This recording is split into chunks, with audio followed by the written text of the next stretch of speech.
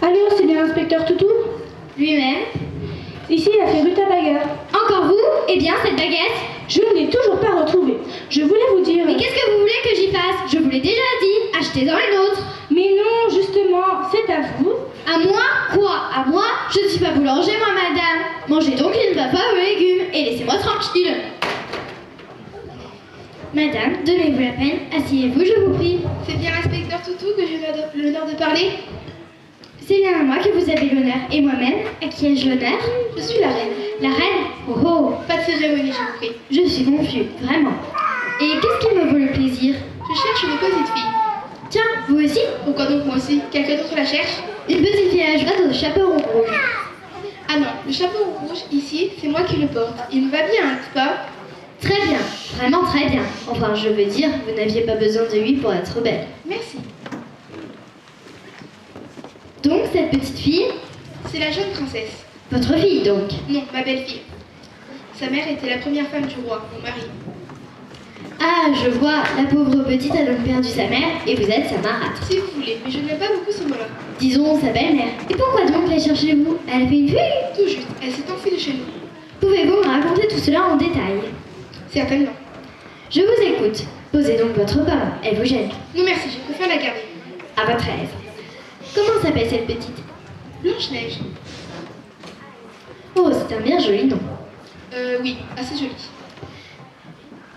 Donc, quand vous avez épousé le roi, il avait déjà auprès de lui cette petite fille dont la mère était morte. Ensuite? Eh bien, pendant les premiers mois, nos relations étaient plutôt bonnes. Et puis voilà que la petite s'est mise à grandir. Et tout en grandissant, elle est devenue jalouse. Jalouse de qui? De moi, bien sûr. Oh, ça, ce n'est pas beau. Que voulez-vous, il faut la comprendre.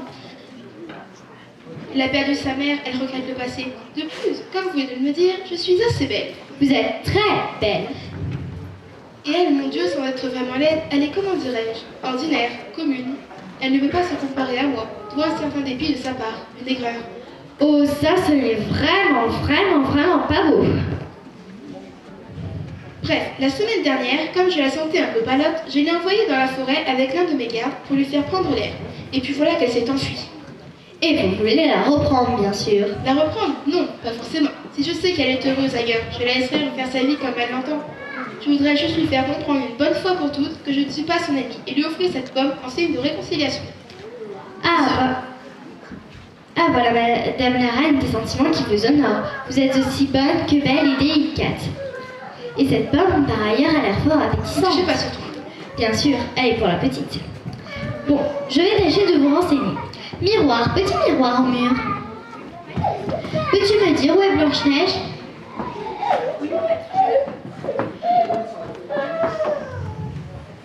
Eh bien, dis-le.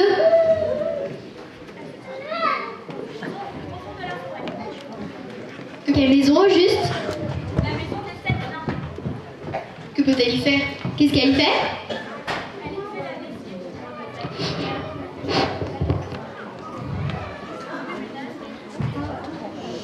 Mais comme c'est affreux. Merci, monsieur l'inspecteur, je vais la délivrer.